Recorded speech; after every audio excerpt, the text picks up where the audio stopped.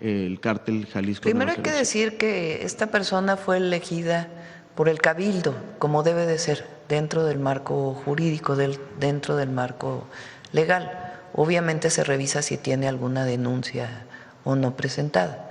Hay videos incluso de ella con música o corridos, narcocorridos del líder del cártel Jalisco. Esto sí, hay que revisarlo y sobre todo ver pues qué opina la población y qué trabajo va a desempeñar ella, porque tiene que pues resolver todo el problema que se había presentado con el anterior alcalde, ¿no?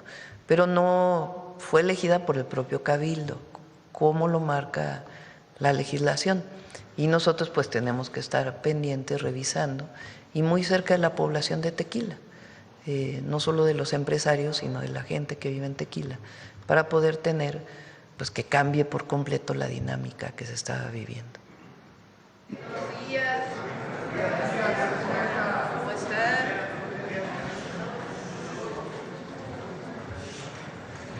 Martes, Día de la Fuerza Aérea Mexicana.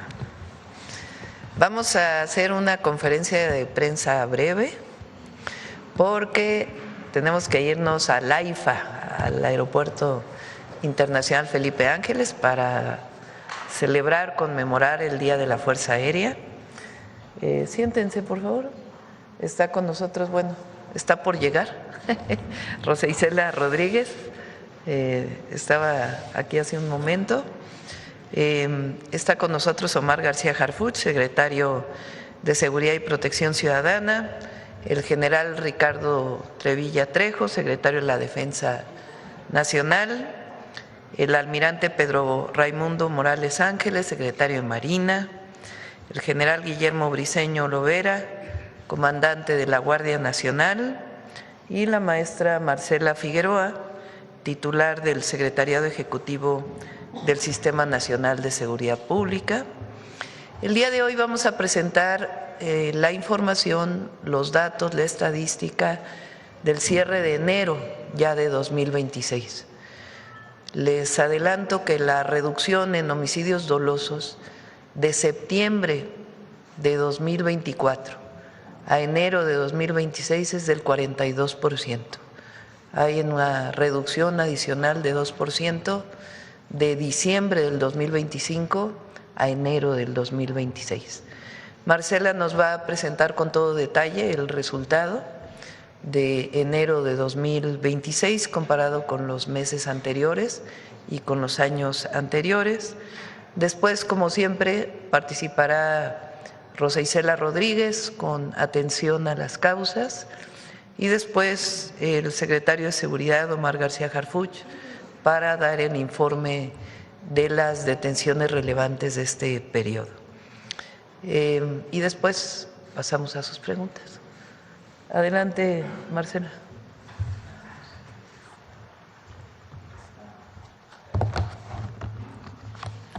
Muy buenos días a todas y a todos. Con su permiso, Presidenta, como ya nos adelantaba la Presidenta, el día de hoy presentaremos el reporte de incidencia delictiva con cifras consolidadas al 31 de enero de 2026, con información de las 32 fiscalías estatales del país y a 16 meses del inicio de la presente administración.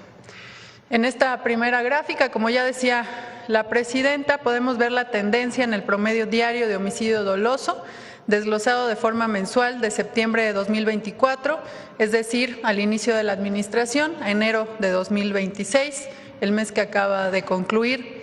Destaca la disminución del 42% del promedio diario respecto a septiembre de 2024. Como se ve claramente en la gráfica, en los últimos 16 meses se ha presentado una tendencia sostenida a la baja en los homicidios en el país. La actual administración inició con un promedio de 86.9 homicidios diarios y en enero de 2026 cerró en el promedio en 50.9, siendo enero de 2026 el mes más bajo de los últimos 17 meses. En la siguiente lámina se presenta el promedio diario de homicidios dolosos que se registraron en septiembre de 2024 y aquellos que se registraron en enero de 2026. La reducción es equivalente, es equivalente a 36 homicidios dolosos menos por día respecto a septiembre de 2024, lo que confirma una disminución sustantiva en este delito. En esta gráfica se presentan, en la siguiente por favor, se presentan los homicidios dolosos registrados. Esto, lo que estamos viendo en la gráfica, son los eneros de cada año, de 2017 a 2026. Destaca significativamente enero de 2026 como el enero más bajo desde 2016. A continuación, pasamos a las entidades federativas. Esta gráfica agrupa los homicidios dolosos a nivel nacional de enero de 2026. 7 entidades federativas concentraron el 50.6% del total de homicidios de todo el país. En primer lugar está Guanajuato, que representó el 8.8% del total de homicidios a nivel nacional. En segundo lugar, Baja California, que representa el 8.4% del total nacional. En tercer lugar está Chihuahua, con 7.9%. Después, en cuarto lugar, se encuentra el Estado de México, con 6.8%. En quinto lugar, Sinaloa, con 6.7%. En sexto lugar, Morelos, con 6.2% del total. Y en séptimo lugar, Guerrero, con 5.8% del total nacional. Asimismo, informamos que al comparar enero de 2025 contra enero, la siguiente por favor, contra enero de 2026, se observa que 26 entidades federativas disminuyeron su promedio diario de homicidio doloso. Destacarían en los primeros lugares, como decía, es una comparación entre enero de 2025 y enero de 2026, Zacatecas con menos 88%, San Luis Potosí con menos 83.9% y Quintana Roo con menos 73.2%. Ahora veremos puntualmente algunos estados, sobre todo aquellos que al inicio de la administración concentraban la mayor cantidad de homicidios. En esta gráfica se observa el comportamiento de los homicidios dolosos de Guanajuato de septiembre de 2024 a enero de 2026. Se presenta una importante reducción, sobre todo a partir de febrero de 2025, con lo que ya suman 11 meses con esta tendencia. Se trata de una disminución del 65% en el promedio diario de homicidios, después de que Guanajuato llegara a registrar 12.71 homicidios diarios en febrero de 2025, mientras que en el mes que acaba de concluir se registraron 4.45 homicidios dolosos en promedio diario, por lo que enero de 2026 es el mes más bajo de los últimos 17 meses. En cuanto a Baja California, la entidad también presenta una disminución sostenida en la comisión de este delito. En septiembre de 2024 se registraron 7.13 homicidios dolosos diarios en promedio, mientras que en enero de 2026 el promedio disminuyó a 4.29, lo que significa una reducción del 40% en el promedio diario de homicidios dolosos en esta entidad. En la siguiente gráfica podemos observar el comportamiento de los homicidios dolosos, en este caso en el Estado de México, también de septiembre de 2024 a enero de 2026. También en este estado se observa una tendencia claramente a la baja. Si comparamos septiembre de 2024 contra enero de 2026, hubo una disminución del 48% al pasar de 6.63 a 3.48 homicidios dolosos diarios en promedio. La siguiente, por favor. En el caso de Guerrero también observamos una disminución significativa. Al comparar octubre de 2024 con enero de 2026, se tiene una reducción del 55% en el promedio diario de homicidios, al pasar de 6.58 a 2.94. En el caso de Nuevo León, hay una reducción del 76% en el promedio diario de homicidios, también en la administración actual del Gobierno de México. Como se puede ver en la gráfica, en septiembre de 2024 la entidad registraba un promedio de 5 homicidios dolosos diarios, mientras que en enero de 2026 el promedio de homicidios se redujo a 1.23, siendo enero de 2026 el más bajo de los últimos 17 meses. En esta siguiente gráfica presentamos la información referente a Tabasco. Si comparamos, en este caso, febrero de 2025, en donde hubo un reforzamiento de la estrategia de seguridad en esta entidad, contra enero de 2026, el mes que acaba de concluir, se observa una disminución del 70% en el promedio diario de este delito, al pasar de 3.21 homicidios promedio diario a 0.97, como decía, en el mes que acaba de concluir de enero. Ahora pasamos a la información de los delitos de alto impacto. En esta gráfica se presenta la información desglosada de manera mensual de los delitos de alto impacto, también de septiembre de 2024 a enero de 2026. La tendencia también, como se puede ver claramente en la gráfica, es a la baja. Si se compara octubre de 2024, cuando se registraron 636.6 delitos de alto impacto en promedio diarios, contra 441.3 que se registraron en enero de 2026, se tiene una reducción del 31%, destacando que enero de 2026 es el mes más bajo también de los últimos 17 meses. En la siguiente gráfica también podemos ver los delitos de alto impacto, pero en este caso de forma anual. También vemos una tendencia sostenida a la baja. Si comparamos, aquí vemos los últimos 9 años, y si comparamos el 2018, cuando el promedio diario de delitos era de 969.4, mientras que enero, que sería como comenzamos este 2026, que sería la cifra preliminar anual, se redujo a 441.3, lo que representaría una disminución del 55% en el promedio diario de delitos de alto impacto de forma anual. Ahora bien, ahora veremos el delito específico de robo de vehículo con violencia a nivel nacional, también de forma mensual, del inicio de la administración a enero de 2026. También vemos una clara tendencia a la baja. En este caso, la reducción es del 39%. En octubre de 2024 se registraron 149.13 robos de vehículo diarios en el país.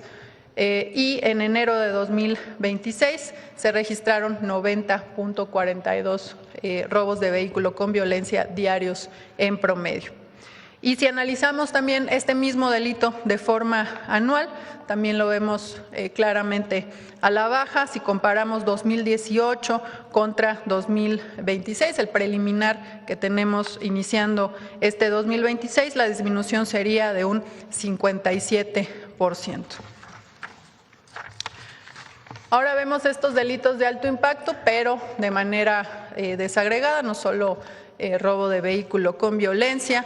Vemos que prácticamente todos los delitos de alto impacto presentan disminuciones. Esto es una comparación entre enero del año pasado, del 2025, y enero que acaba de concluir.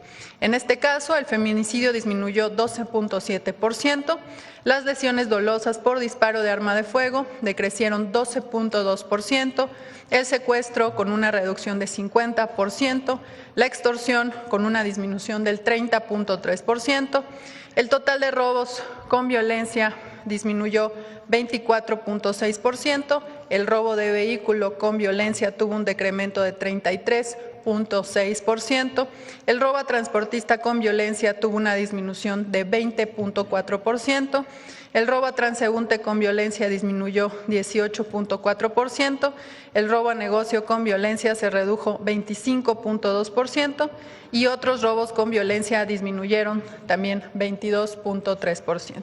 En el caso de robo a casa habitación con violencia es el único delito que vemos con un incremento, que es menor de 2.6% en esta comparativa. Y finalmente presentaremos el delito de extorsión, también de manera mensual de toda la administración, de septiembre de 2024 a enero de 2026.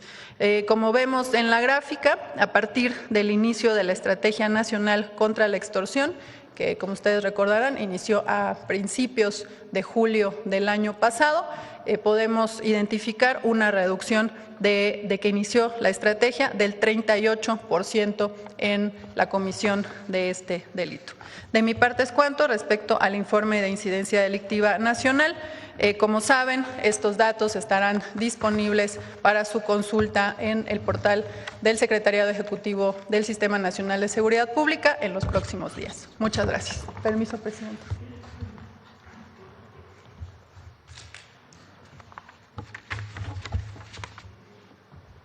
Con su permiso, presidenta. Muy buenos días, tengan todas y todos ustedes. El día de hoy informaremos los avances en el eje de atención a las causas de la Estrategia Nacional de Seguridad, un trabajo coordinado para construir territorios de paz de la mano de las comunidades que tienen en el centro a los jóvenes. Hemos visitado uno a uno casi 300,000 hogares en aquellos municipios prioritarios en materia de seguridad. Esto nos ha permitido identificar necesidades de vecinas, vecinos y jóvenes, a quienes hemos acercado programas y servicios para que ejerzan sus derechos. Recuperamos 373 espacios públicos que antes eran basureros, focos rojos o lugares inseguros. Ahora, en el 80% de ellos se realizan actividades lúdicas, culturales o deportivas de forma permanente con apoyo de las comunidades. A través de las 298 mesas de paz estatales y regionales, se han efectuado 7,310 jornadas por la paz. Más de 1 millón de vecinos, especialmente jóvenes, han participado en actividades comunitarias y colectivas como tequios, senderos seguros y reforestaciones. En el marco de la campaña por la paz y contra las adicciones, 856,000 jóvenes se han sumado a actividades deportivas y culturales de la mano del Instituto Mexicano de la Juventud y de la Comisión Nacional del Deporte. En materia de salud, superamos el 500,000 de atenciones médicas, por ejemplo, aplicación de vacunas, revisiones bucales y oftalmológicas, entre otras. Se conformaron 353 comités de paz para identificar necesidades y problemáticas en las colonias. El gobierno salió de sus oficinas para ofrecer servicios y trámites en las 456 ferias de paz, entre ellas la expedición de actas de nacimiento, actas de matrimonio, de defunción, credenciales para votar, entre otros trámites. Casi 300,000 jóvenes participaron en talleres, 67,000 asistieron a ferias de empleo y emprendimiento con la Secretaría del Trabajo, también con empresarios. Además, 247,000 se inscribieron en el programa Jóvenes Construyendo el Futuro. El 12 de enero se instalaron 10 consejos de paz y justicia cívica estatal y municipales en el estado de Tamaulipas. También seguimos apoyando el Plan de Justicia del Pueblo Purépecha y el Plan por la Paz y la Justicia en Michoacán. Y en Chicomucelo y Tila, en Chiapas, se efectuó la asamblea comunitaria y brigadas del Instituto Mexicano del Seguro Social brindaron 10,391 consultas odontológicas y médicas. También la Comisión Federal de Electricidad restituyó el servicio eléctrico en la localidad de Tierra Blanca, en Chiapas, en beneficio de familias del barrio El Calvario, a través de la Secretaría del Trabajo y Previsión Social. En el municipio de Gómez Palacio, Durango, se llevó a cabo la recuperación de espacios públicos. La Secretaría de Cultura sigue ofreciendo acciones permanentes como conciertos, convites y talleres de arte, donde al momento momento han participado más de 100,000 personas. A través del Tianguis del Bienestar hemos devuelto al pueblo lo que por derecho le corresponde, mediante la entrega gratuita de más de 1,948,000 artículos nuevos de primera necesidad, aquí trabajando con la Secretaría Anticorrupción y Buen Gobierno, la Secretaría de Hacienda, la Secretaría de la Defensa, el INDEP, la Guardia Nacional, Aduanas y el SAT. Y también con la colaboración de la Defensa Nacional y la Iglesia Católica, continuamos con Sí al Desarme, Sí a la Paz. Del 1 de octubre de 2024 a la fecha, la población ha canjeado de forma anónima y voluntaria 9,128 armas de fuego por dinero en efectivo. Este es el compromiso de atender las causas, que el gobierno esté cerca y con la población. A la fecha se han brindado más de 5 millones, la que sigue, más de 5 millones de servicios en beneficio de más de 3 millones de personas. Muchas gracias.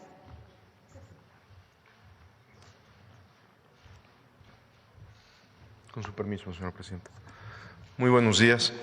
Desde el inicio de esta administración, bajo el liderazgo de la presidenta Claudia Sheinbaum, se consolidó una estrategia que prioriza la atención a las causas, el uso estratégico de la inteligencia, la investigación criminal y una operación territorial coordinada entre la Secretaría de la Defensa Nacional, la Secretaría de Marina, Guardia Nacional, Fiscalía General de la República, Secretaría de Seguridad y Protección Ciudadana y el Centro Nacional de Inteligencia. Este trabajo conjunto entre las instituciones del Gabinete de Seguridad y la coordinación de las autoridades estatales ha permitido debilitar estructuras criminales, detener objetivos prioritarios, combatir delitos de alto impacto y brindar mayor protección a la ciudadanía. Del 1 de octubre del 2024 al 31 de enero del 2026 se han obtenido los siguientes resultados. Por delitos de alto impacto han sido detenidas 43,438 personas. Se aseguraron más de 327 toneladas de droga, incluyendo 1,800 kilos y más de 4 millones de pastillas de fentanilo. También se decomisaron 22,800 armas de fuego. El Ejército y la Marina han desmantelado más de 2,000 laboratorios para la producción de metanfetaminas. Y en acciones en alta mar se han asegurado 51 toneladas de cocaína. Esto representa una afectación directa a las capacidades financieras y operativas de las organizaciones criminales, además de evitar que millones de dosis de droga lleguen a los jóvenes en las calles. Como ya lo mencionó Marcela Figueroa, estas acciones han tenido un impacto directo en la disminución de la violencia, que se ve reflejado en una reducción de 42% en los homicidios dolosos, que representa 36 homicidios menos que en septiembre de 2024. En representación del Gabinete de Seguridad voy a mencionar algunos casos relevantes realizados en enero. En Chiapas, en una operación encabezada por la Policía Estatal, fueron detenidas 4 personas, entre ellas Hugo Alexis N., alias El Espíritu, jefe de célula del Cártel de Chiapas. Se aseguraron 4 armas largas y un vehículo con reporte de robo. En una operación coordinada del Gabinete de Seguridad y autoridades estatales, en Torreón, Coahuila, se realizó la detención de 6 integrantes del Cártel del Noreste. Entre los detenidos se encuentra Eber José N., alias El Águila, identificado como objetivo prioritario y generador de violencia con presencia en Moris, Chihuahua. Cuenta con una solicitud de orden de aprehensión por autoridades de Estados Unidos y está relacionado en agresiones contra diferentes autoridades, además de participar en los lamentables homicidios cometidos contra la familia Levarón en noviembre del 2019. En esta acción se aseguraron armas de fuego, cargadores y vehículos. En el Estado de México, en seguimiento a trabajos de investigación desarrollados en colaboración con la Fiscalía General de Justicia del Estado de México y la Secretaría de Seguridad del Estado de México, se realizó la detención de 11 personas que operaban con alto nivel de violencia en los municipios de Tultitlán y Coacalco, vinculadas con al menos 16 homicidios, además de participar en la venta y distribución de droga, así como en extorsiones diversas. En Pachuca, Hidalgo, fue detenido Alejandro N., quien cuenta con ficha roja y orden de arresto con fines de extradición, identificado como uno de los 10 fugitivos más buscados por el FBI, que ofreció una recompensa por información que llevara a su captura. Es requerido por las autoridades de Carolina del Norte, también por robo de arma, por robo con arma de fuego, robo de vehículo, homicidios y secuestro en primer grado. En el estado de Querétaro, el Gabinete de Seguridad, con apoyo de la Fiscalía y Policía Estatal, ejecutaron 12 órdenes de cateo y detuvieron a 30 personas, entre ellas a Diego N., líder de una célula delictiva de los Salazar, encargado de coordinar la venta y distribución de droga, armas, extorsión, así como agresiones a grupos antagónicos y reclutamiento de integrantes de la organización criminal para operar en Querétaro, Sinaloa y Guerrero. En Mazatlán, Sinaloa, fue detenido Daniel Alfredo N., alias El Cubano, quien cuenta con una orden de detención con fines de extradición. En Culiacán, Sinaloa, en seguimiento a trabajos de inteligencia e investigación, se detuvo a Jesús Emir N., alias Radio 13, identificado como uno de los responsables del ataque contra los 2 diputados ocurrido el 28 de enero en el mismo municipio. Esta persona era responsable del control de radios de comunicación, la instalación de cámaras parásitas para monitorear la movilidad de las autoridades y la adquisición de drones para la célula criminal. En San Luis Río Colorado, como parte de los operativos de vigilancia en carretera, la Guardia Nacional detuvo a una persona a bordo de un vehículo donde transportaba 212 kilos de metanfetamina, 14 kilos de marihuana y 1 kilo de fentanilo.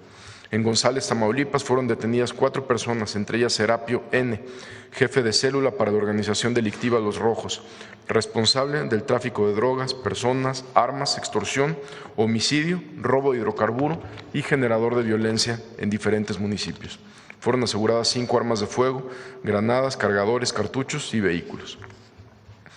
Desde la implementación de la Estrategia Nacional contra la Extorsión, instruida por la presidenta Claudia Sheinbaum, se han incrementado el número de denuncias ciudadanas en el 089. Del 6 de julio del 2025 al 1 de febrero del 2026, se han recibido 142.505 llamadas, de las cuales el 89% fueron extorsiones no consumadas gracias al acompañamiento en tiempo real de los operadores. 15.708 llamadas, que representan el 11% del total, fueron extorsiones consumadas y que aportaron información para la apertura de más de 5,000 carpetas de investigación por parte de las fiscalías estatales.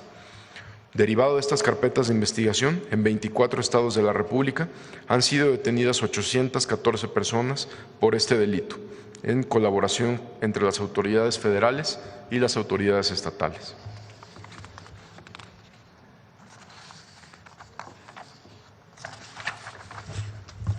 En las detenciones más relevantes por los delitos de extorsión en el mes de enero, mencionaré algunas. En la Ciudad de México se realizó la detención de 6 integrantes de la organización criminal Tren de Aragua, en coordinación con la Policía de la Ciudad de México y la Fiscalía General de Justicia de la Ciudad de México, relacionadas con extorsión, trata de personas y tráfico de drogas. Entre los detenidos se encuentra Leslie Valerie N., identificada como responsable del cobro derivado de la explotación sexual, distribución de droga y el control de delito de extorsión en la zona. También fue detenido Brian N., operador financiero de la organización, encargado de facilitar inmuebles para el resguardo de víctimas y el alojamiento de integrantes del grupo criminal, quien contaba con una orden de aprehensión por trata de personas y delincuencia organizada. En Apatzingán, Michoacán, como lo informamos aquí, fue detenido César Alejandro N., alias El Botox, líder de la célula delictiva Los Blancos de Troya, vinculados con los delitos de homicidio, extorsiones a productores en el sector limonero y aguacatero, cobro de piso, robo de vehículo y venta de droga. Además, este sujeto se encuentra relacionado directamente con el homicidio de un líder limonero de Michoacán. También fueron detenidos 3 personas más. Las acciones contra la extorsión continuarán conforme a las instrucciones de la presidenta Claudia Sheinbaum. Muchas gracias.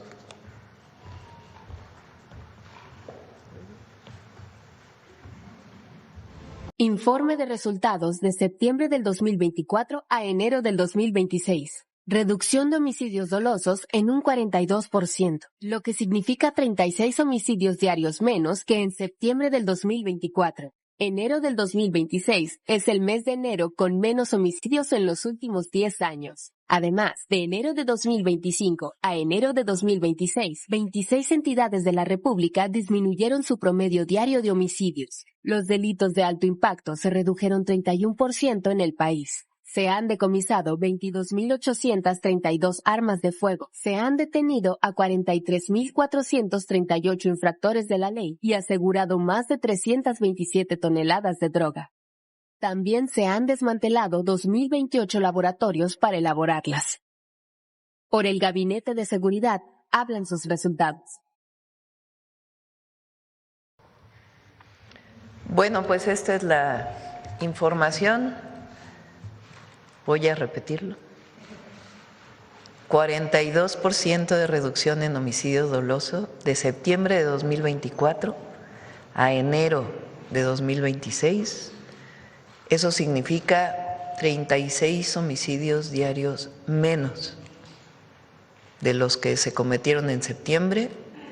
Hay 36 homicidios diarios menos, 36 personas pierden o dejaron de perder la vida, vamos a ponerlo así, diariamente en México, entre septiembre de 2024 y enero del 2026, además de la reducción en otros delitos. Bueno, ahora sí vamos a las preguntas. A ver, la compañera. Gracias, buenos días, Presidenta. Karina Aguilar, de Diario 24 Horas. Preguntar, estas cifras que nos da de septiembre para acá, este logro de reducción de homicidios y otros delitos, ¿a qué se debe? ¿Sí al final del día hubo un cambio de estrategia en materia de seguridad, Presidenta? Hubo un reforzamiento, sobre todo o dos áreas principales, o tres, vamos a ponerlo así. La primera, hoy tenemos ya la Guardia Nacional consolidada. Entonces, se sigue trabajando, porque todos los días hay que mejorarla. Es una institución que tiene apenas 6 años, ¿es? 6 años. Entonces, evidentemente, una institución de seguridad con 6 años, pues tiene todavía que irse consolidando. Pero ya hay una fuerza federal del tamaño de la Guardia Nacional con su profesionalismo. Lo segundo, reforzamos inteligencia e investigación. Recuerden que modificamos la Constitución para que el Centro Nacional de Inteligencia pudiera no solo dedicarse a la seguridad nacional, que es su función principal, sino a la seguridad pública. Y al mismo tiempo que hubiera un solo sistema y una plataforma que se está consolidando, donde la información de defensa, de Marina, del propio Centro Nacional de Inteligencia y la información de los estados sea trabajada de una manera profesional para poder tener mucho mayor información, para tener carpetas de investigación como coadyuvantes de la Fiscalía, de las fiscalías estatales o la Fiscalía General, para poder hacer detenciones de personas que no salen al otro día, sino detenciones realmente con pruebas fehacientes de la comisión de delitos. Esto ha sido muy importante. Son más de 28,000 personas que se han detenido en el periodo. Y lo tercero, pues tiene que ver con una coordinación mayor con los estados de la República y todas las instituciones del Gobierno de México. Obviamente se ha reforzado atención a las causas también, con una nueva estrategia que además va a tener todavía un fortalecimiento mayor en atención a las y a los jóvenes de México. Gracias. Preguntarles también si ya tienen indicios de los motivos por los cuales fueron secuestrados los mineros en Sinaloa. Sí, Omar. Con las primeras detenciones que realizó el Ejército de 4 personas presuntamente responsables de la privación ilegal de la libertad, lo que mencionan es que fueron confundidos las primeras declaraciones de los detenidos con integrantes de un grupo antagónico. Esas son las primeras declaraciones. Vamos a tener más información y, por supuesto, vamos a tener más detenidos al respecto. En este sentido, las mineras en general, no solamente en Sinaloa, ¿se han acercado a ustedes o han tenido ustedes alguna información de que están siendo extorsionados, de que están siendo amedrentados su personal o la propia empresa minera? En este caso específico no habíamos tenido previamente una denuncia o queja de que hubieran sido extorsionados o de que hubiera sido alguna alguno de los integrantes de esta empresa molestado por algún grupo delincuencial, no lo teníamos registrado. En este caso específico no, pero en otros casos de otras mineras tienen En otros lugares de la República sí hemos tenido trabajos y denuncias y también detenciones cuando ha habido algún tipo de extorsión, no necesariamente de mineros, sino de empresas en general. ¿En qué estados particularmente es donde más se registra este tipo de extorsiones a las Extorsiones, como lo empresas? mencionamos ahorita, son más de 800 detenidos en 24 estados principalmente de la República. También preguntarle sobre un caso de un muchacho desaparecido en Cuautitlán Izcalli. Dicen que Yeshua se llama, que ya lo está atendiendo el gobierno del Estado de México. Sin embargo, denuncian que fueron los mismos policías municipales de ese lugar y no han podido dar con ellos. Incluso han advertido que van a cerrar vialidades para encontrar. ¿Usted está al tanto de este caso? Sabemos, y como bien lo menciona usted, esa investigación la tiene la Fiscalía General de Justicia del Estado de México. Nosotros ya también tenemos una muy buena relación y coordinación con el Estado de México, y en lo que podamos ayudar para resolver este caso lo vamos a hacer, pero la investigación la tiene la Fiscalía. ¿Pero sabe si sí fueron policías? Yo no tengo conocimiento si sean policías. Sí. Gracias. Presidenta, preguntarle sobre el acuerdo que firmó el día de ayer con los… De todas maneras, el día de hoy les instruí al Gabinete de Seguridad para que se puedan reunir con la Cámara Minera, para que no había, digamos, ninguna denuncia en particular sobre que hubiera extorsión. Pero de todas maneras es importante estar en contacto con las distintas empresas mineras de nuestro país, pues para poder escuchar sus planteamientos y en todo caso ofrecer el apoyo que se requiere. También, Presidenta, sobre el acuerdo que firmó el día de ayer con laboratorios, ¿cuáles son los alcances del acuerdo? ¿Cuáles son las metas? ¿Cuándo se podrá, qué se va a realizar en México y cuándo se podrá ya ver materializado este tema? Es un acuerdo entre Birmex, que es la empresa de distribución y era la empresa de fabricación de vacunas en México. México era autosuficiente en la producción de vacunas. Eso es parte de lo que se perdió durante el llamado periodo neoliberal. Nosotros estamos queriendo recuperar una parte de la producción de medicamentos y vacunas a través de Birmex. En particular, este convenio, este acuerdo, se firma con Moderna, que tiene un tipo de vacuna que se llama ARN mensajero, que ya los expertos pueden platicar exactamente de qué se trata, pero es un tipo de vacuna que no solamente sirve para el COVID, sino que su diseño permite avanzar en muchas otras vacunas para otro tipo de enfermedades. Entonces, actualmente se va a fabricar primero la vacuna de COVID aquí en nuestro país. Eso va a ser un acuerdo entre Leomont, es una empresa farmacéutica mexicana, Moderna y Birmex. Entonces, la primera parte es la fabricación de la vacuna del COVID en nuestro país, la de Moderna. Al mismo tiempo, se fortalece la investigación en nuestro país, la investigación que tiene que ver con la producción de nuevas vacunas. ¿Qué nos interesa? Por ejemplo, vacunas para enfermedades tropicales, como es el caso del dengue, y algunas otras vacunas de este tipo, o más bien de enfermedades características de nuestro país.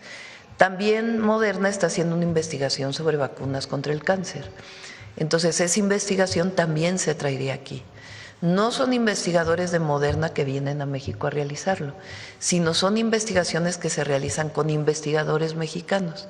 En particular, ya se tiene firmado un convenio con el Instituto Politécnico Nacional, pero el objetivo es firmarlo también con los institutos nacionales de investigación, con el IMSS y con la Universidad Nacional Autónoma de México. De esta manera, pues hay un beneficio para México de manera muy importante, y también pues el conocimiento, la transferencia tecnológica para Birmex de la realización de este tipo de vacunas y a todo la investigación biomédica es muy reconocida en México, y entonces esta alianza pues permite desarrollar todavía mejor este tipo de vacunas que son pues de última generación. Presidenta, preguntarle si usted puede confirmar que Jesús Ramírez presentó su renuncia al cargo. No, Jesús está trabajando con nosotros, no tiene por qué presentar su renuncia. Como lo he dicho muchas veces, Jesús lo conozco desde que estuvimos juntos en el movimiento, bueno, desde antes del movimiento del CEU, cuando yo estaba en la Facultad de Ciencias y él estaba en el CCH en Naucalpan. Es un hombre de principios y sigue colaborando con nosotros. Gracias. Y ya por último, el tema del sarampión, han incrementado los casos activos en todo el país. ¿Es un problema que están ustedes viéndolo para el Mundial? Perdón, ¿otra vez? El tema, la epidemia de sarampión está ya… Mañana presentamos sarampión. Vamos a presentar cómo están los casos, cómo fue que se controló en Chihuahua y en otros estados de la República, cómo ha iniciado su incremento de contagios en algunos otros estados, qué es lo que se tiene que hacer en términos epidemiológicos, cómo estamos coordinados con los estados de la República, particularmente en este momento en Jalisco está con mayor presencia el brote y también en algunos otros estados como Ciudad de México y Estado de México, pero hay coordinación para la vacunación. Recuerden que a diferencia del COVID, pues hay vacuna y hay suficientes vacunas.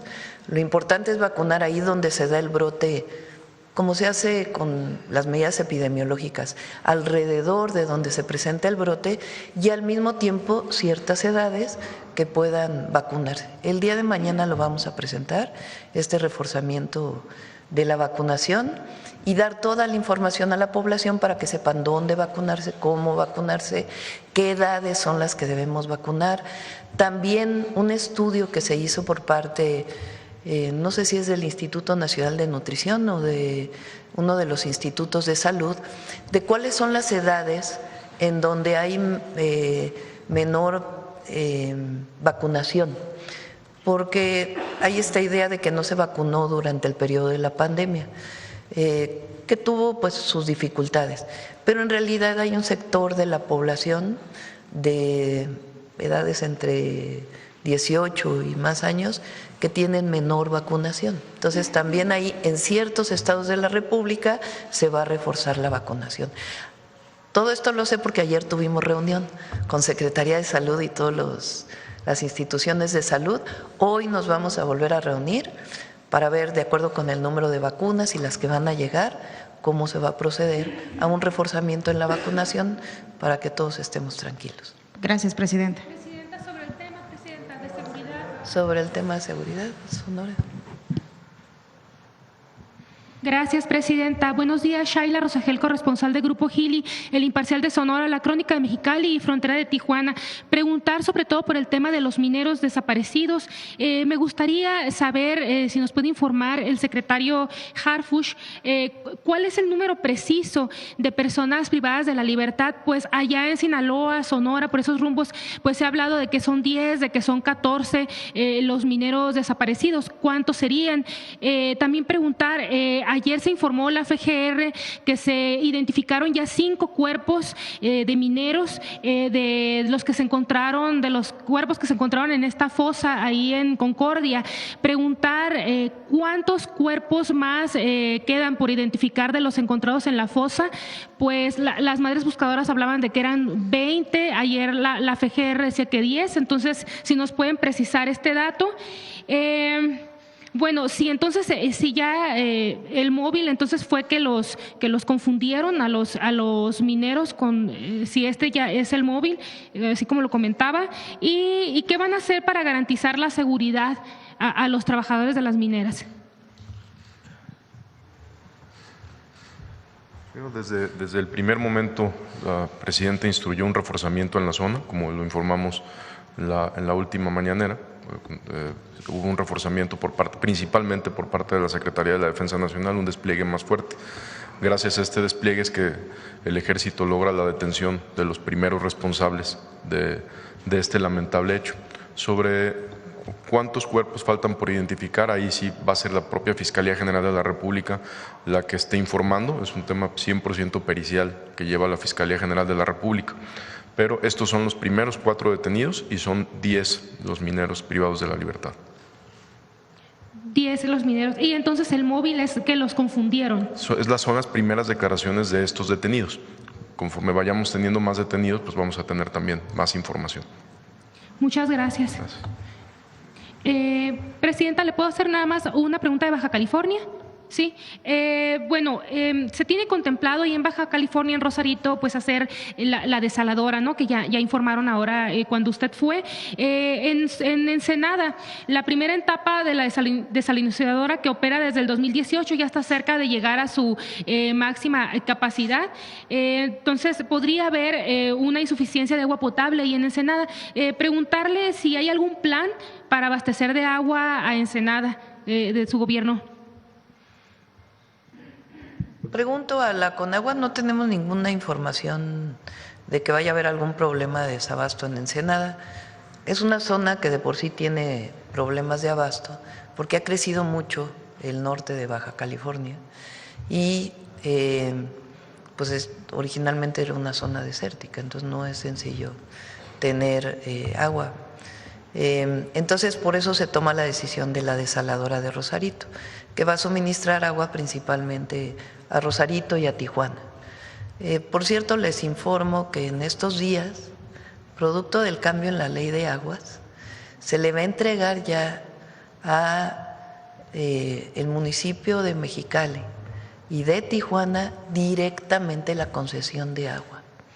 Es decir, ya no le van a tener que comprar agua a un distrito de riego que explotaba el agua de manera gratuita para su venta. Gracias a esta modificación, ya la Conagua va a entregar directamente el título de concesión de agua a los municipios. Es algo histórico y es algo muy, muy bueno. Y en el caso de Ensenada lo revisamos y le pido a la Conagua que pueda dar más información. Muchas gracias, Presidenta. Gracias. Sí, la compañera. Gracias, Presidenta. Buenos días. Judith Sánchez Reyes, de Perspectivas MX y Radio Milet. Si nos puede hacer la precisión el secretario de Seguridad, ¿a qué cártel pertenecen esos 4 detenidos? Y ¿cuál es, digamos, la cantidad de las personas encontradas sin vida? ¿Son 4 de los 10 mineros que secuestraron? O no sé si nos pueda precisar. La Fiscalía General de la República identificó ya 5 de las 10 personas privadas de la libertad. Y estos son una cédula de los Chapitos. Es confirmado que es. ¿A qué grupo, digamos, qué grupo antagónico era con quien fueron confundidos estos trabajadores? Pues como sabemos, la lucha entre ellos es entre Chapos y Mayos. Entonces, estos sujetos, estos detenidos son de la cédula de los Chapitos. Muchas gracias. Presidente, en otro tema, ¿qué motivó la cancelación del encuentro con legisladores estadounidenses el día de ayer a su visita? No, yo nunca lo confirmé. O sea, no estaba en mi agenda. Siempre planteamos que en este caso de los legisladores que venían, los iba a recibir la Secretaría de Relaciones Exteriores. No estaba en mi agenda recibirlos, así fue pues teníamos otros temas y esa fue la decisión que tomamos. Nunca cancelé la reunión con los legisladores. Bien, Presidenta, gracias. He recibido a otros legisladores y en este caso pues teníamos otros temas en la agenda, también muy importantes, y tomamos la decisión de que lo recibiera la Secretaría de Relaciones Exteriores. Bien, Presidenta, gracias por aclarar. En otro tema, en Oaxaca se ha pues revelado que el hermano del gobernador Salomón Jara tiene pues varios familiares en la nómina, 3 hijos, su nuera, el yerno y 10 sobrinos.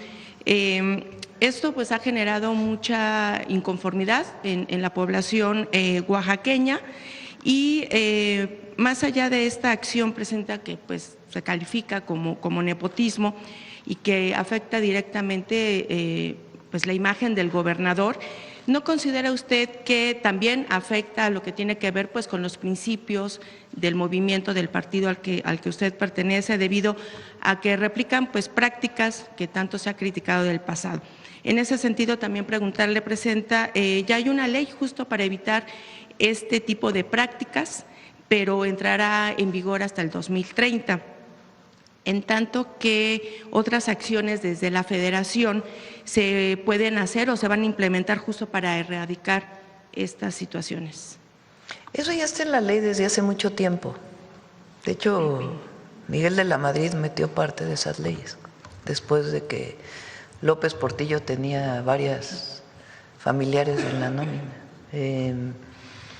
Ahí viene, si recuerdan, que no sirvió de mucho, pero lo que le llamaron la renovación moral. Y entonces vinieron cambios que tenían que ver con esto. Después se hicieron otros cambios. A nivel federal no se puede contratar a un familiar hasta el nivel cuarto. ¿Qué quiere decir nivel cuarto? Uno va haciendo las relaciones, ¿no? Por ejemplo, un hermano mío pues tiene una relación directa, la esposa del hermano pues tiene otra relación, y así hasta el cuarto nivel. Son relaciones directas hasta el cuarto nivel. Entonces está prohibido contratar a una persona hasta el cuarto nivel. Puede haber una circunstancia en donde ya haya habido un familiar que trabajaba desde antes en el gobierno, antes de que llegara la otra persona. En esos casos, por protección laboral, no se considera este caso. Pero no se puede contratar cuando se llega. Cada entidad también tiene su propia legislación. Desconozco cuál es la legislación en el caso del estado de Oaxaca. También desconozco si tiene familiares contratados el gobernador, pero en todo caso no debería ser así. Si es el caso, pues no debería ser así, no debería haber familiares contratados, y es algo que ya está en la legislación. Lo que es al 2030 tiene que ver con elección, tiene que ver con familiares en puestos de elección popular. Si se es un presidente municipal, no puede postularse el hermano, así hasta el cuarto nivel también, que no podría postularse para el mismo puesto de elección popular de manera inmediata, sino que tiene que esperarse pues un siguiente periodo para poderse postular. Así está planteada ya la aprobación en la Constitución de la República para puestos de elección popular. Y en este caso, moralmente, Presidenta, porque al final del día, como bien lo dice, o sea, cada estado se maneja de manera independiente, pero estuvo el ejemplo de este ejercicio de revocación de mandato que los oaxaqueños salieron a manifestar justamente su inconformidad por este tipo de acciones. Él ganó la revocación de mandato. Eso hay que ponerlo en su justo término, porque he visto algunos artículos o sea, él gana la revocación de mandato, eso es importante. Pero hubo población que votó en contra, pues en todo caso él tiene que trabajar para demostrarle a esa población que votó en contra que pues todavía va a seguir mejorando su gobierno.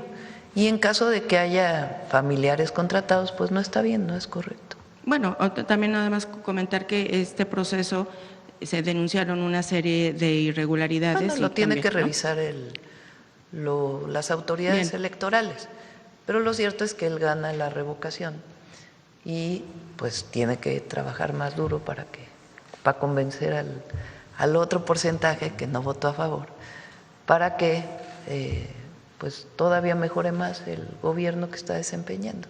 Y en caso de que haya algún familiar contratado, pues no es correcto y debería tomar pues las medidas necesarias. Bien, Presidenta. Y quisiera yo preguntarle, por ejemplo, dentro de lo que son las reuniones de seguridad, si se tocan, se abordan, a lo mejor casos de esta naturaleza, sobre que haya señalamientos o ya denuncias consolidadas de servidores públicos, gobernadores, o sea, cualquier persona que esté dentro de lo que es el ámbito de la gobernanza o de la clase política. Se lo pregunto porque ha trascendido, por ejemplo, que la exdiputada federal del PRI, Carla Ayala, que actualmente tiene un cargo dentro de su partido, que es la Secretaría de Vinculación con la Sociedad Civil, será vinculada a proceso en próximos días, justo también porque fue denunciada en su momento de abuso de autoridad, también de hacer esta práctica de nepotismo al tener, al parecer, familiares en la nómina, pero sobre todo por hacer este clásico moche de quitarles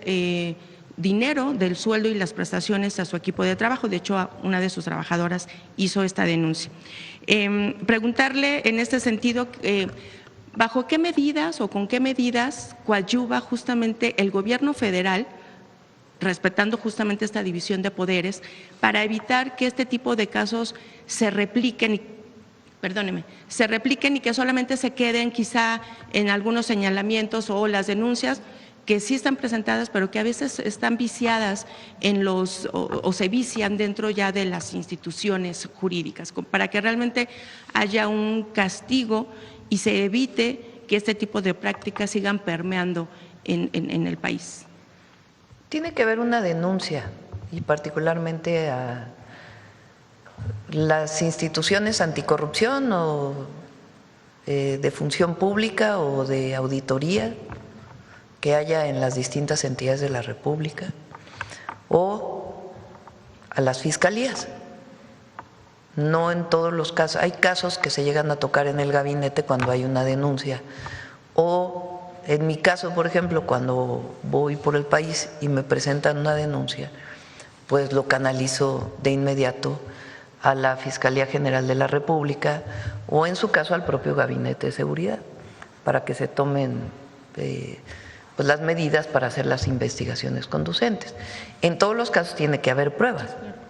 Una vez que haya pruebas, pues entonces tiene que procederse a la sanción. ¿Y se da, digamos, monitoreo, seguimiento de qué es lo que sucede con este tipo de casos, Presidenta? La Fiscalía tiene que hacerlo y el Gabinete de Seguridad coadyuva en caso de que haya una denuncia directa al Gabinete de Seguridad. Entonces, si una persona tiene una denuncia de un acto de corrupción de algún servidor público, los invitamos a que presenten a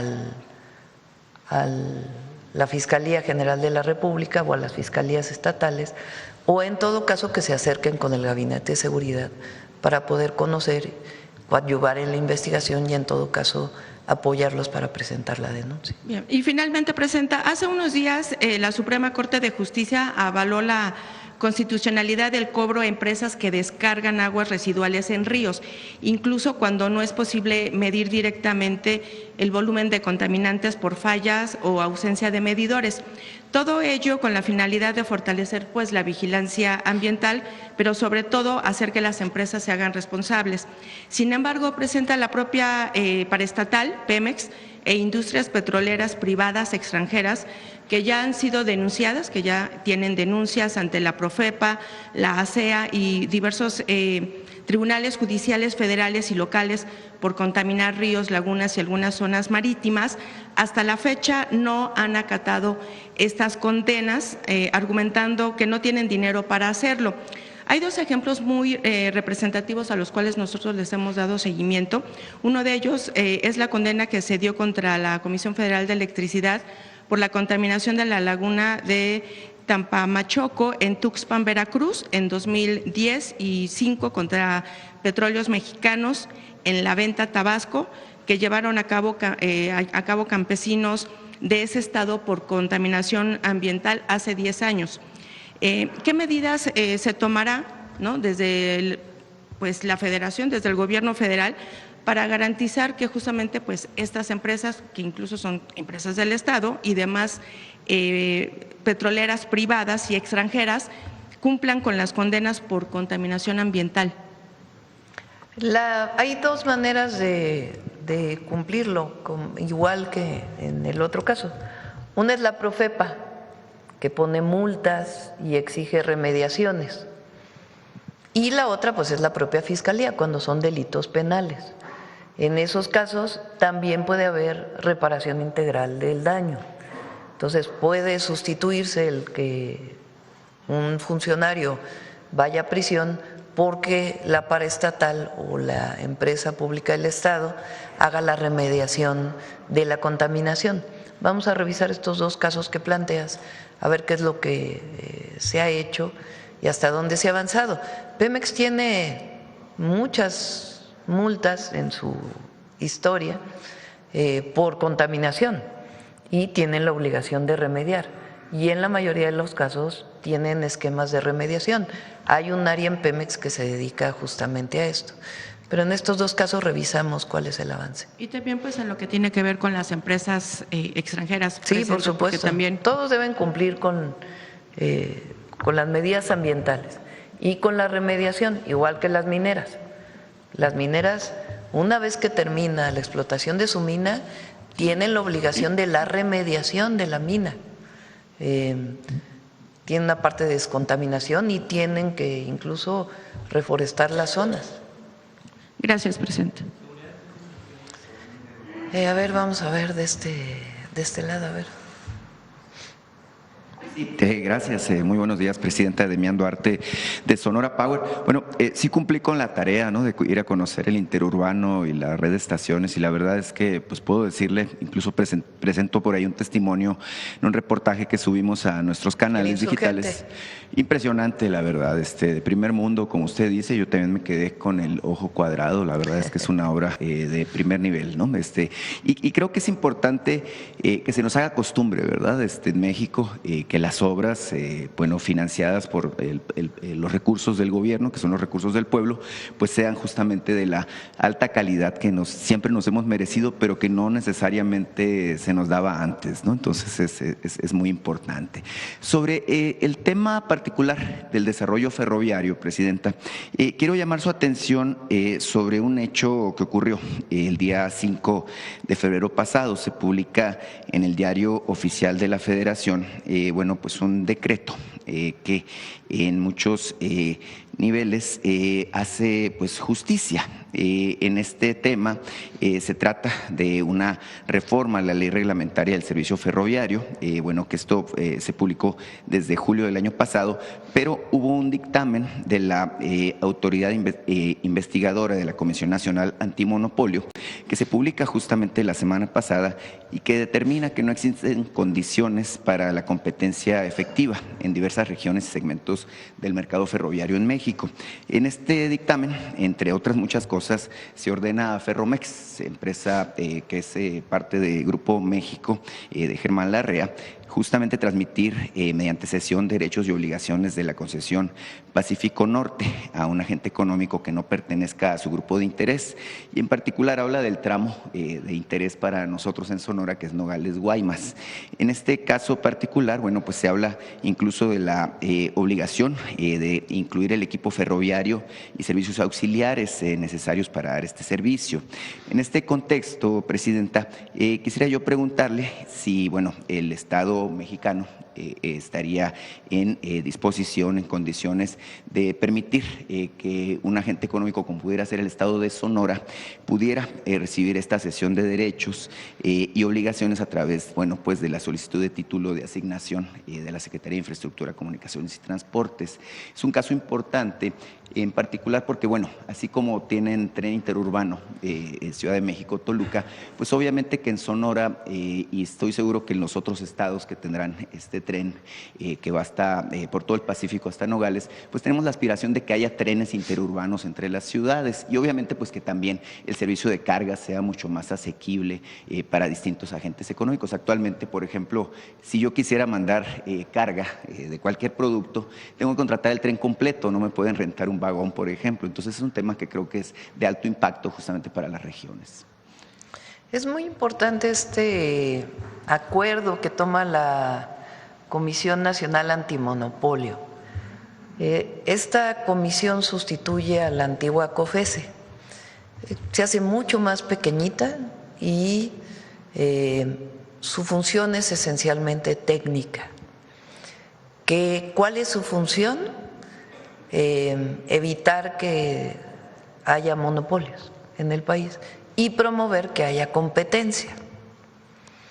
A ver si Andrés Layuz te pasa el mapa de cómo están concesionadas las vías de ferrocarril de carga en nuestro país. Cuando se privatizan los trenes en México en la época de Zedillo, se privatizan las vías y se privatizan recorridos completos. Entonces, queda, digamos, monopólico un tramo de vía que va de un lugar a otro. Se privatiza completo el servicio, incluida la vía, a una empresa. y luego se privatiza la vía a otra empresa. Esto ha generado problemas en la distribución de mercancía por trenes, porque no queda claro cómo pasa una empresa a usar la vía de otra empresa. Y evita la comunicación de todas las vías de tren de todo el país. A ver si ahorita nos lo pasan para que se pueda entender. Entonces, si tú privatizas un recorrido, privatizas otro recorrido y no queda claro que este tren de esta empresa puede pasar también por aquí y este tren de esta empresa también puede pasar por aquí y también puede pasar hacia el sur y pueden cambiar de vías adecuadamente con una forma eficiente, pues entonces la que va de este lugar a este lugar, si no tiene conectividad con la parte de abajo, pues entonces se va a quedar en ese lugar. Entonces eso genera pues muchos problemas para la distribución de ferrocarril. La Comisión Nacional Antimonopolio acaba de decir pues que hay monopolio en muchos sentidos. ¿Quién tiene ya que entrar al proceso de una nueva regulación en coordinación con estas empresas? La Agencia Reguladora de Transporte Ferroviario y Movilidad Integrada, que es la que dirige Andrés Layuz. Y entonces ahí se tienen que sentar para poder pues resolver este problema de ineficiencias muy graves que se cometieron. Es decir, aparte de que se privatizó, y no debería de haberse privatizado, porque el tren de carga es rentable, entonces, ¿qué sentido tenía privatizarlo si es un tren rentable y era parte de todos los mexicanos? Primer problema. Y segundo problema, que fue en la época de Zedillo. Y segundo problema, la manera en que se privatizó, que generó monopolios por zonas, por regiones. Entonces, es hasta ahora que la Comisión Nacional Antimonopolio hace esta resolución y tiene que haber pues una revisión de cómo evitar y cómo hacer más eficiente el traslado de mercancías en nuestro país y ver si hay otros que puedan participar en este proceso. Bueno, es muy importante, como sabe, en su visita reciente a Sonora, pues estuvimos en el puerto de Guaymas, en el recinto portuario, y ahí obviamente pues se habló de la importancia innata que tiene justamente el tren para la movilización de todo tipo de mercancías. En el puerto, bueno, actualmente se mueven lo que son minerales, lo que son granos, y usted vio el proyecto, bueno, integral que se está desarrollando ahí, que incluso plantea la perspectiva de movilizar automóviles, autopartes y algunas otras cosas. Justo derivado de su presencia en este importante acto que se realizó en su visita a Sonora, le quiero preguntar, esta pregunta se la planteé en Tijuana y usted pidió tiempo para revisar el caso. El mismo gobernador, Alfonso Durazo, le hizo el planteamiento el domingo en Guaymas al respecto del tema del tramo pendiente justamente del tren de Nogales, esta bypass justamente que busca sacar el tren de la ciudad, del medio de la ciudad, para vincularlo con la frontera. Estamos revisando el tramo nada más, el trazo. Y ya pues daremos muy pronto la solución. Sí, le insisto en el tema porque hay preocupación, evidentemente, porque pues tiene un año paralizada esta obra y el tema es que se inunda, ¿no? Como es un túnel que corre justamente. Sí, no se va a dejar así, pero tenemos que revisar el trazo, que es algo importante. Claro. Justamente en el contexto de su visita a Sonora, Presidenta, sé que la abordaron habitantes de la región de Nacozari. En particular, me contactaron después de su visita para hacerme ver un asunto que a ellos preocupa mucho.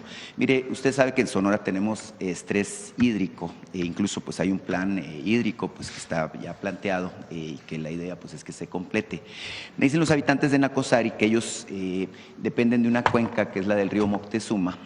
Bueno, que hay una presa en desarrollo y que tiene desde tiempos, imagínense, del gobierno de Guillermo Padres, que fue del año 2009 al 2015, que se inició la obra, se invirtieron alrededor de 80 millones de pesos ahí y nunca se terminó la construcción de la presa que se llama Centenario. Es un asunto importante porque Nacozari además tiene un problema de que no tienen fuentes de agua potable a la mano.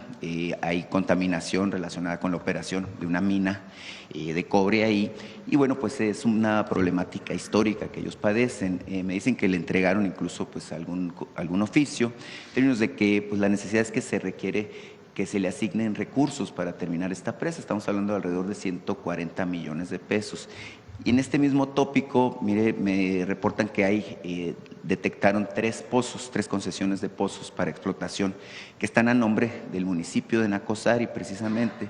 Nada más que lamentablemente esta agua que se extrae de estos pozos no se está destinando para el uso previsto, es decir, para consumo humano, sino que se está destinando para operación de la mina, perdóneme, de Grupo México. No sé qué le parece esta situación. Lo revisamos. Le pido a Conagua que lo revise. Claro. Por último, Presidenta, de la reunión relacionada con las vacunas, preguntarle solamente si este plan tiene que ver también con lo que se ha estado planteando en el Plan México para justamente sustituir este tipo de importaciones. Sí, es parte del Plan México, que se produzca en México más. Sí. Muchas gracias, Presidenta. Gracias. Bueno, vamos de este lado.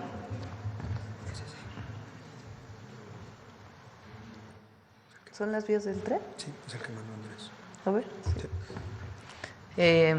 Vamos de este lado a ver el compañero.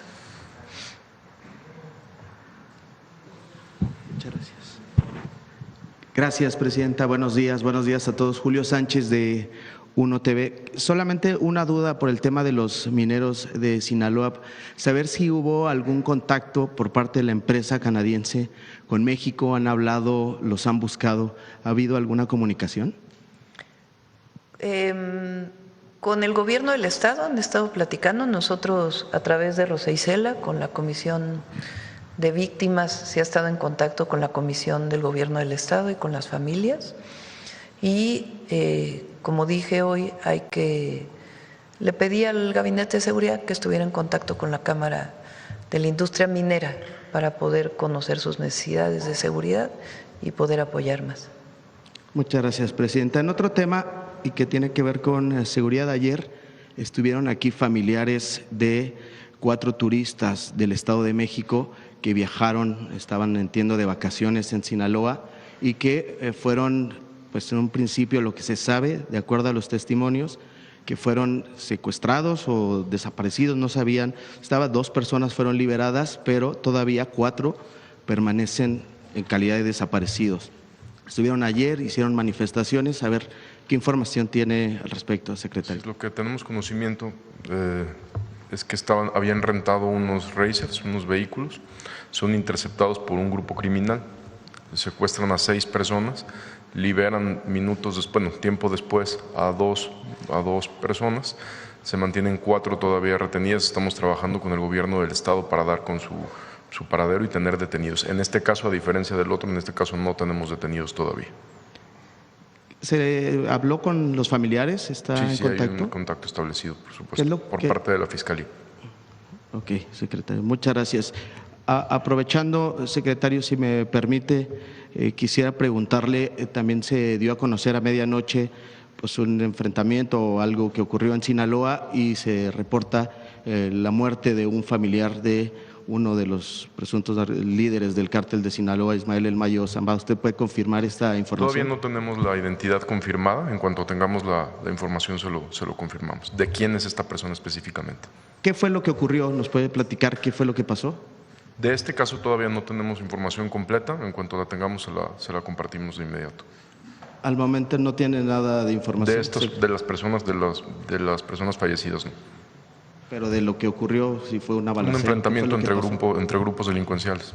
¿En dónde ocurrió, secretario? Hubo uno en Ahome y hubo uno a las afueras de Culiacán. Sí. Fueron dos agresiones distintas. Es todo la información que se tiene de manera oficial. Sí. Ok, secretario, muchas gracias. Presidenta, si me permite, ustedes dicen que, o de acuerdo a la información oficial, el delito de homicidio va con una reducción muy importante. El día de ayer la organización México Evalúa también presenta un informe y habla sobre los desaparecidos. Incluso dice que por lo menos en la última década se incrementó más del 200% el número de personas desaparecidas. Dice que a la par de la información oficial que hay sobre número de homicidios, también tendría que integrarse, digamos, de manera oficial, las personas desaparecidas. Esta situación, usted, ¿qué información se tiene, digamos, sobre los desaparecidos? Tenemos pendiente el informe de desaparecidos. Estamos terminando de fortalecer el tema de la alerta para poder dar ya toda la información.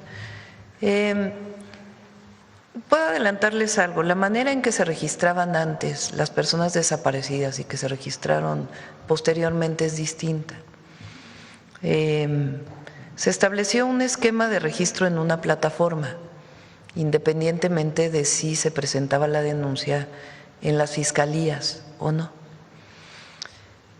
Hemos estado revisando la información que viene en esta plataforma y eso es parte de la información que vamos a presentar. De cuántos datos están completos y cuántos datos de plano ni el nombre completo viene de la persona. Entonces, tú tienes un registro de personas desaparecidas, no viene viene el nombre de pila, Juan, Pedro, Manuel, no sé, pero no viene ni el apellido, ni viene la dirección, ni viene el día de la desaparición, ni viene el lugar de la desaparición, ni viene si se levantó carpeta de investigación o no. Entonces, lo que vamos a presentar es cuántos de los registros están en esa condición, cuántos de los registros tienen información completa, cuántos de esos registros que tienen información completa tienen carpetas de investigación y cuántos de esos registros ya se encontraron a las personas. Porque en la plataforma no viene cuántas personas se han encontrado a partir del registro completo que viene ahí. Entonces, toda esa información la vamos a presentar. Entonces, ha llevado su tiempo, lo terminamos más o menos completo ya el proceso de revisión, de búsqueda y de cumplimiento de la ley. Recuerden que hice una propuesta para cambiar todas las leyes de desaparecidos y de la Ley Nacional de Población, y pues todo lo que se tiene que hacer a partir de la ley se está terminando. Entonces, eso pues ya estamos en condiciones de presentarlo este mismo mes, para que la gente conozca cuántas personas desaparecidas tienen carpeta de investigación, porque pues es muy importante, porque la búsqueda se da principalmente por las fiscalías. ¿Cuántas no tienen carpeta de investigación? ¿Cuántos tienen un registro en la fiscalía que nunca se abrió una carpeta? ¿Y cuántos de ellos ni siquiera tienen los datos completos? Porque una persona cualquiera podía subir un dato en la plataforma. Entonces es muy importante que se conozca toda la información y todo lo que estamos haciendo y lo que hemos hecho para apoyar a los colectivos de personas que buscan a sus familiares a través de la Secretaría de Gobernación, cómo se está fortaleciendo ese apoyo, esa comunicación con la Secretaría de Gobernación, todo lo que ha adquirido la Comisión de Búsqueda Federal para poder hacer de mejor manera las búsquedas y realmente cuántas personas que se reportan desaparecidas en un periodo son encontradas en otro periodo. Entonces, todo eso ya este mismo mes lo vamos a presentar.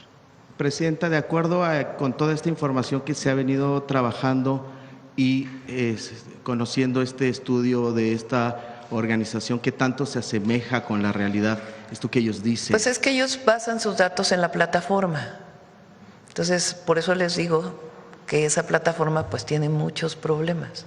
Y obviamente nuestro objetivo no es ni esconder ni cerrar, no. Queremos transparencia absoluta en todo esto, porque el fenómeno de la desaparición pues a todos debe preocuparnos, pero hay que medir las cosas en su justo término. Entonces, por eso es el trabajo que hemos venido realizando y también todos los protocolos de búsqueda que se hacen a partir de una denuncia completa. Entonces, eso lo vamos a presentar ya este mismo mes, para que se conozca realmente el número de personas desaparecidas, incluso desde el primer momento de su desaparición, cuántas de estas, que es pues el fenómeno lamentablemente mayor, están vinculadas con la delincuencia organizada, y cómo no tiene que ver los desaparecidos de antes, que eran desaparecidos políticos, con pues el otro fenómeno vinculado con delincuencia organizada, los números reales y lo que hacemos para apoyar a las familias. Gracias, presidenta. Quisiera preguntarle sobre el tema de Tequila, Jalisco, la regidora que quedó, una regidora que se llama Evelyn Castañeda, hizo algunos comentarios, incluso entiendo que fue como parte de la investigación, pues denuncias con la persona que ahora quedó al frente de la presidencia municipal se llama Lorena Marisol Rodríguez. Entonces, saber esta parte, si que tiene un vínculo, dice esta regidora, con el cártel Jalisco. Primero hay que decir que esta persona fue elegida por el Cabildo, como debe de ser, dentro del marco jurídico, dentro del marco legal. Obviamente se revisa si tiene alguna denuncia o no presentada.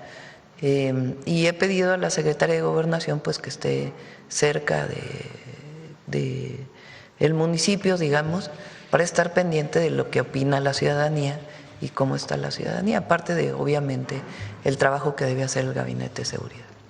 Hay videos incluso de ella con música o corridos, narcocorridos del líder del cártel Jalisco. Esto sí, hay que revisarlo y sobre todo ver pues qué opina la población y qué trabajo va a desempeñar ella, porque tiene que pues resolver todo el problema que se había presentado con el anterior alcalde, ¿no? Pero no fue elegida por el propio Cabildo, como lo marca la legislación. Y nosotros pues tenemos que estar pendientes, revisando, y muy cerca de la población de Tequila, no solo de los empresarios, sino de la gente que vive en Tequila, para poder tener pues que cambie por completo la dinámica que se estaba viviendo. ¿No había una manera, digamos, previa para filtrar y garantizar o blindar que este perfil pues no tuviera algún tipo de...? Pues se eligió por el Cabildo, o sea, el Cabildo decide, esto es lo que legalmente está en la Constitución de Jalisco. Entonces se eligió porque, por cierto, dijeron que la secretaria de Gobernación le eligió. No, ella no le eligió. Imagínense cómo se va a meter ella en elegir a una presidenta municipal. Lo que ella hizo, pues, estar pendiente de que el proceso se llevara, porque evidentemente el municipio no se puede quedar sin gobierno, ¿no? Entonces, que realmente pues estuviera llevando a cabo el proceso como establece la ley. Pues es su responsabilidad, la gobernabilidad del país. Entonces, estuvo pendiente de que se llevara a cabo el proceso como lo marca la ley, pero quien elige a esta persona pues es el propio Cabildo, y hay que estar muy pendientes pues de que el gobierno de esta persona esté acorde con la ley y que pues regrese la tranquilidad al municipio de Tequila. Muchas gracias, presidenta. En un último tema, si me permite, para el secretario de Marina, acabamos de conocer en redes una carta o un comunicado del despacho Mendieta y Asociados relacionado con la investigación de algunos elementos de la Marina, concretamente de el vicealmirante Manuel Roberto Farías Laguna. Él señala que básicamente que se está violando el debido proceso, reitera esta parte que la Secretaría de Marina no ha cumplido con los, digamos, ordenamientos jurisdiccionales y demás. A ver si nos puede comentar algo al respecto. Está en la Fiscalía General de la República. Es un caso que está en la Fiscalía General de la República. Y la Fiscalía le pide información a la Marina.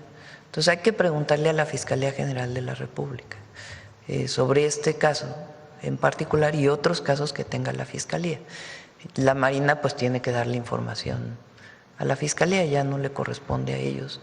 Presentaron la denuncia y la Fiscalía tiene que garantizar pues que hay pruebas suficientes y el juez que ordena en todo caso una orden de aprehensión. De acuerdo con este comunicado dice que precisamente la Marina no ha cumplido. Entonces, a ver si se Pero es la Fiscalía. O sea, puede contestar el almirante, no hay ningún problema. Pero sí es muy importante que la ciudadanía sepa que es una denuncia que se presenta en la Fiscalía con los hechos que tiene la Marina. Ellos mismos denunciaron. Y ya es la Fiscalía quien tiene que revisar pues todas las pruebas pertinentes. Y todavía después de eso viene un juez que revise en efecto que las pruebas son suficientes para poder presentar una orden de aprehensión. Almirante, no sé si quiere hacer un comentario. Sí, buenos días. Este caso está, como dijo la señora presidenta, en manos de la Fiscalía. Nosotros estamos colaborando con todo lo que nos piden y se están cumpliendo con todos los procesos. Al final del día, lo que ellos reclaman en este caso es la baja que se les otorgó, pero la baja es porque no cumplen con sus obligaciones en la Marina, porque si no marca nuestra legislación, y estamos cumpliendo con todos los procedimientos. Todavía los imputados tienen derecho a acudir ante los jueces para apelar a lo que nosotros estamos determinando, pero pues tendrá que determinar la autoridad competente. Secretario, dice aquí en el comunicado que la autoridad castrense sigue negando el acceso a la información requerida y amparándose en el argumento genérico, dice aquí, de seguridad nacional, el cual no ha sido avalado judicialmente y contraviene órdenes expresas de la autoridad jurisdiccional. Eso es lo que dice el comunicado. Nosotros de los abogados. La carpeta de investigación la tiene la Fiscalía y la Fiscalía es la que presenta ante el juez las pruebas de los hechos. Nosotros le otorgamos a la Fiscalía la información que nos solicitan, conforme a lo que estaríamos en desacato si no lo hiciéramos. Ahora, los jueces ordenan cierta suspensión de algunos hechos y los acatamos como lo marca la ley. Muchas gracias, secretario. ¿Por qué no aclara de una vez el tema de la información del interoceánico? Le pregunté. Sí. En el tema del interoceánico ha habido varias solicitudes de información para saber incluso las grabaciones que se tuvieron durante los recorridos de los trenes. Esa información no se está negando de facto, simplemente porque está en una carpeta de investigación, la ley no nos permite proporcionarlas. En cuanto termine la investigación, esa información va a ser pública, porque no nos afecta en que se conozca, simplemente por ley no la podemos dar porque está en una carpeta de investigación. Muchas gracias. Gracias, presidente. Vamos a ver ahora de este lado, a ver la compañera. Gracias, presidenta. Buenos días. Consultarle su opinión sobre la declaración de Jeremy Lewin, subsecretario de Estado para Ayuda al Exterior de Estados Unidos, quien acusó a Cuba de revender a Asia parte del petróleo donado por Venezuela. No tenemos información de ello.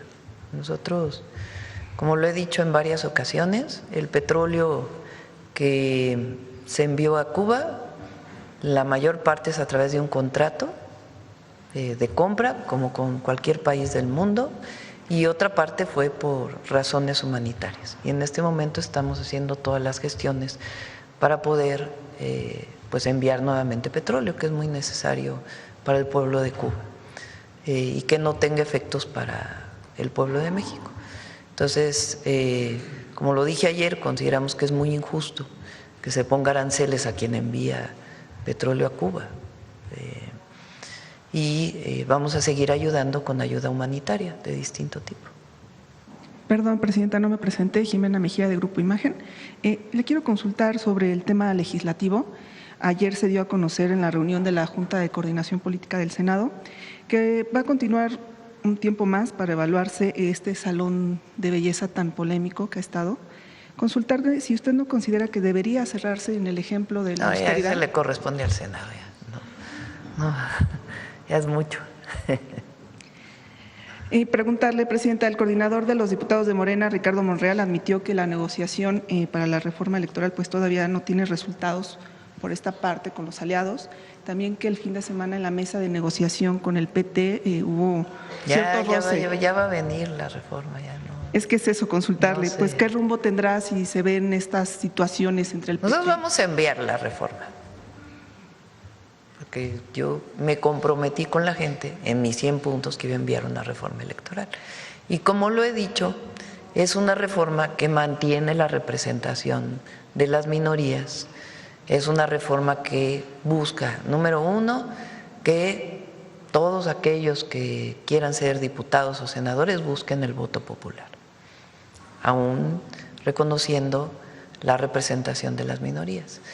Tiene que haber una disminución de costos, de lo que cuesta pues todo el proceso electoral en nuestro país, que es muy oneroso para el pueblo de México.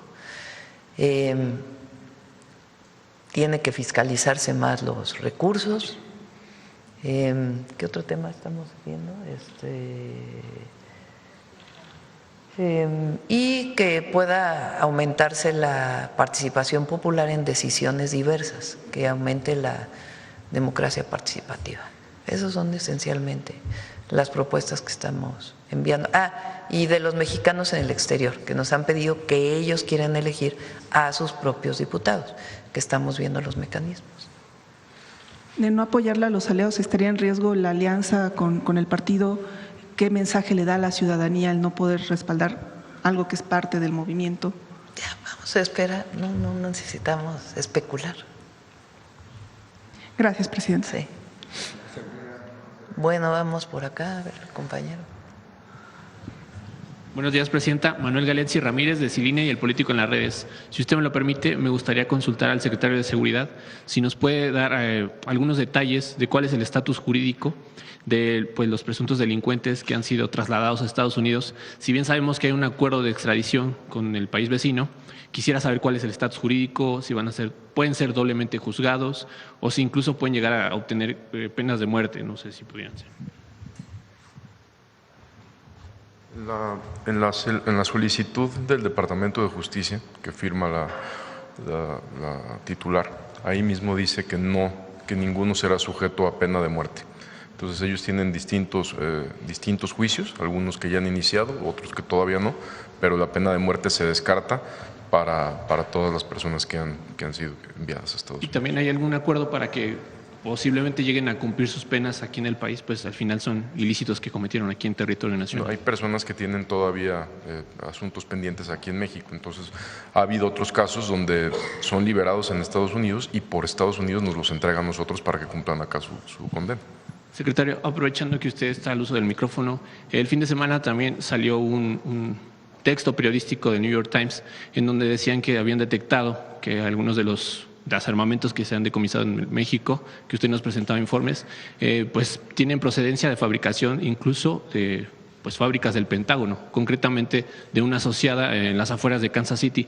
Quisiera saber si usted tiene algún reporte puntual al respecto, pues mencionan hasta el tipo de calibre, que es el calibre 50, y quisiera saber si tiene algún detalle. Sí, creo que sí. La Secretaría de la Defensa Nacional tiene más información, ahorita Le agradezco, secretario.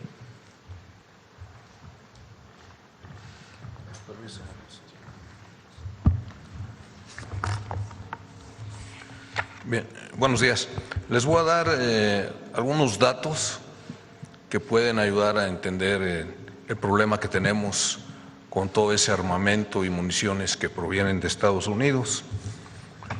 En la presente administración se han asegurado 18,000 armas largas y cortas. De esas 18,000, alrededor del 77 o 78% provienen de Estados Unidos. Hay otro tipo de armamento más letal todavía. Por ejemplo, las armas calibre 50. Se han asegurado en esta administración 215 armas calibre 50, fusiles del tipo de Barrett. Lanzagranadas calibre 40, 20, lanzacohetes 13, ametralladoras de diferentes calibres 273.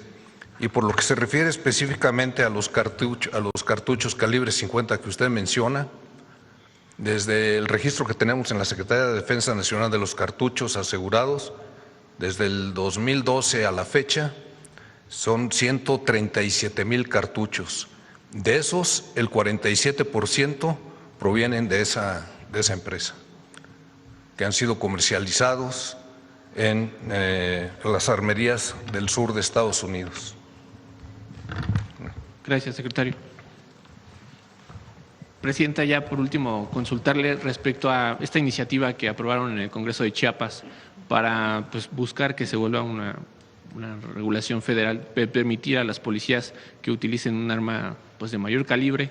El diputado Ricardo Monreal dice que esto de alguna manera equilibraría el uso de armamento que se tiene contra el crimen organizado. Saber cuál es su postura, si habrá alguna petición para que se frene. Hay una ley que ya fue aprobada sobre ley de armas de fuego. ¿Cómo se llama la ley general? Ley General de Armas de Fuego y Control de Explosivos. Y ahí queda muy claro, de hecho fue renovada recientemente, qué acceso pueden tener. No es un asunto de armas más letales, es un asunto más de inteligencia e investigación. Ok, Presidenta, solamente… ¿Existe para autorización? Adelante.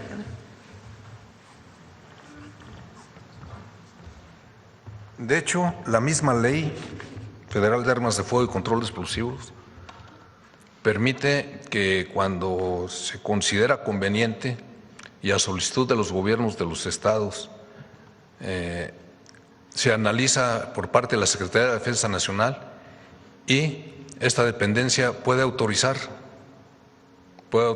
algunas policías, por supuesto, siempre y cuando cumplan con algunos requisitos. Entonces, ya se ha hecho en algunos estados, se les ha autorizado, pero sí, ya lo contempla la ley. Ha estado Sinaloa, es uno de ellos, Coahuila, Tamaulipas, Chihuahua. Gracias. ¿Mande? ¿Qué calibres preguntan? ¿Perdón? ¿Qué calibres son los que son autorizados para? Ametralladoras, principalmente. Ametralladoras, calibre 7.62, 5.56. Secretario, pero en la iniciativa también mencionan que se podrían utilizar armas de uso exclusivo del Ejército. ¿Esto es así o...? Es de uso exclusivo del Ejército. Lo que le estoy diciendo, las ametralladoras son de uso exclusivo del Ejército. Ningún arma, inclusive fusiles que son automáticos, los puede utilizar la policía, únicamente semiautomáticos. Pero también se les puede autorizar bajo determinadas circunstancias. Presidente, entonces… ¿Perdón? ¿El caso de Sinaloa disparó el uso de estas armas? ¿Hay más casos en Sinaloa asegurados de este tipo de armamento? Sí, de lo que les acabo de mencionar, de los cartuchos, la mayoría se han asegurado en Sinaloa, Sonora, Tamaulipas, Chihuahua y en menor cantidad en Michoacán y Guerrero.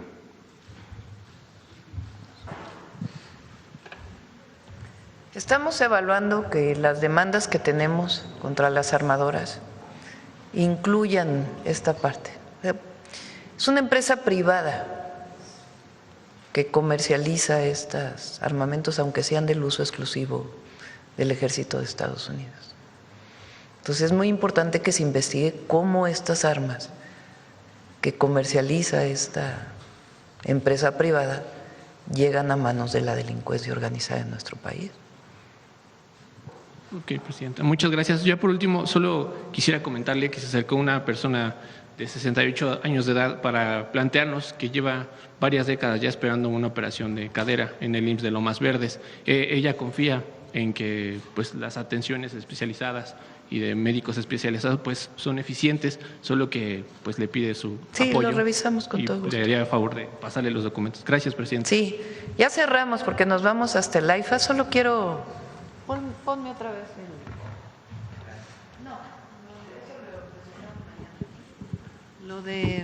lo de los homicidios, los eneros.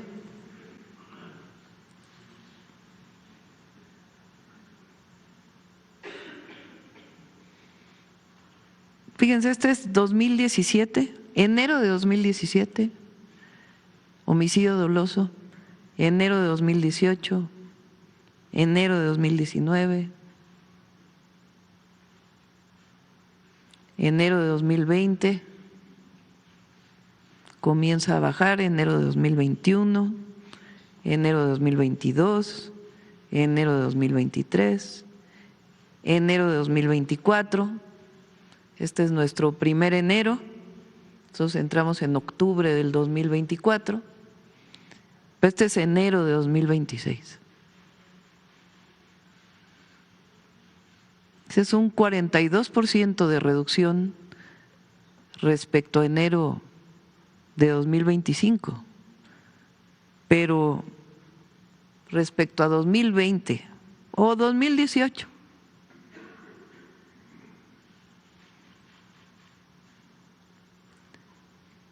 Esto no se logra si no hubiera un trabajo profesional, honesto, dedicado de la Secretaría de Seguridad y Protección Ciudadana y de nuestras Fuerzas Armadas y de la Guardia Nacional. Yo aquí quiero hacer un reconocimiento al Gabinete de Seguridad, Secretaria de Gobernación, Secretario de Seguridad, General Secretario, al Almirante Secretario, su momento al General Cortés, hoy al Comandante de la Guardia Nacional. Si no hubiera un trabajo coordinado y no tuviéramos una estrategia de seguridad adecuada, no se estaría con estos resultados.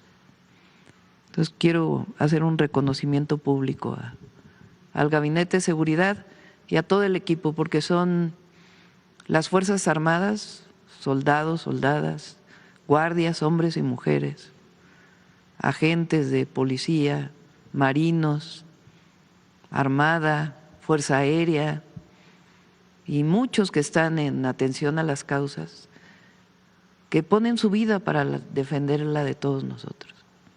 Entonces, realmente un reconocimiento por este resultado que estamos presentando el día de hoy. Muchas gracias. Nos vemos mañana. Aquí las vamos a tener. Las vamos a tener aquí. Esta semana ya, como ya dimos hoy el informe, ya esta semana salimos, pero no a Gabinete de Seguridad. Las recuperamos la próxima semana.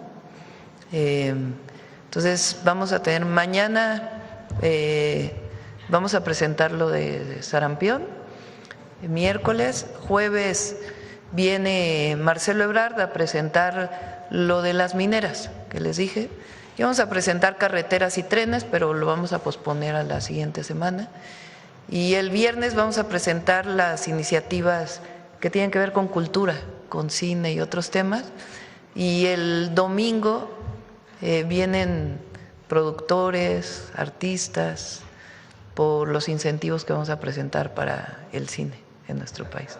A las 11 de la mañana aquí. Sí, van a venir, los vamos a invitar a que se tomen foto con las actrices, los actores. Gracias. Sí, vamos a ir a Sinaloa. Ya les damos exactamente la fecha. Hasta luego. Gracias.